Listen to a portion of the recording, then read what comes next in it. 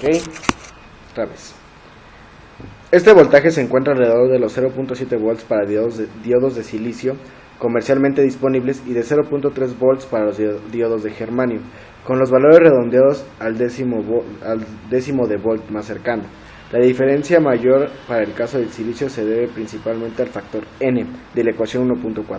Este factor juega un papel importante en la determinación de la forma de la curva, pero solo para niveles muy bajos de corriente, ya que una vez que la curva inicia su crecimiento, el factor N baja a 1, el valor continuo del germanio.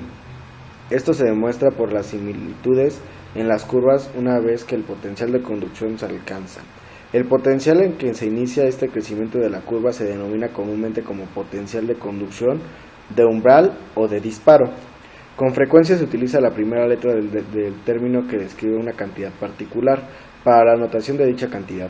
Sin embargo, para asegurar un grado mínimo de confusión con otros términos, como el del voltaje de salida V0, por su inicial en inglés output, y el del voltaje directo V subíndice F, por su inicial en inglés forward, se adoptará la notación V subíndice T para este término, umbral del inglés threshold, a lo largo de este libro. En resumen, V subíndice T se aproxima a 0.7 volts en silicio y se aproxima a 0.3 volts en germanio.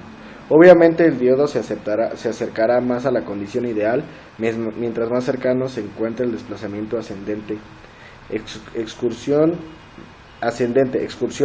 al voltaje vertical. Sin embargo, son las otras características del silicio lo que lo hacen ser el elegido entre la mayoría de las unidades comerciales disponibles. ¿Okay? Efectos de la temperatura. La temperatura puede ejercer un efecto marcado sobre las características de un diodo semiconductor de silicio, como podemos observar para el caso de un diodo de silicio típico de la figura 1.24.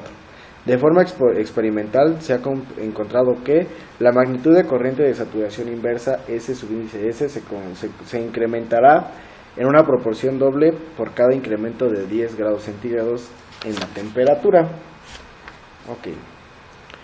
No es poco frecuente que un diodo de germanio con una I subíndice S o corriente inversa del orden de 1 a 2 microamperes a 25 grados centígrados mantenga una fuga de corriente de 100 microamperes, igual a 1 miliamper, a una temperatura de 100 grados. Tales magnitudes de niveles de corriente